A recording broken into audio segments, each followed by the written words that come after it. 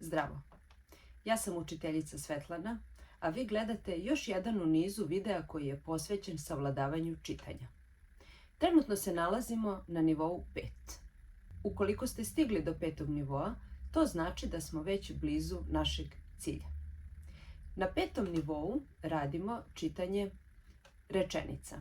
Ove rečenice sadrže glasove koje se uglavnom uče na početku obrade slova, a s namerom smo izostavili glasove koji su teži za izgovor, kao što su, na primjer, č, ć, đ, dž, iz prostog razloga što je motivacija kod učenika veoma važna.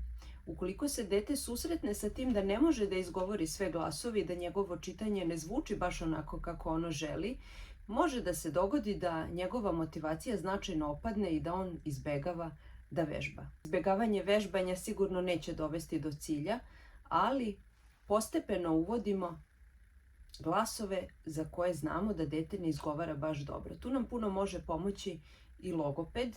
Naravno, logopedu se obraćate ukoliko primetite da dete ima bilo kakve poteškoće u artikulaciji glasova, u čitanju, pa čak i u pisanju. Primjera za 5. nivo vežbanja ima dosta u bukvaru, ali mi ćemo kao po našem starom dobrom običaju dati i neke svoje primjere. Tako da ostanite uz nas i nastavite da pratite. Vežbe na 5. nivou čitanja sastoje se od rečenica koje su poređane od jednostavnijih ka složenijim. Šuma šušti. Jesen je tiha. Jana ima šešir. Kiša pada od jutros. Miša ima psa Rokija. Baka i deka su stari.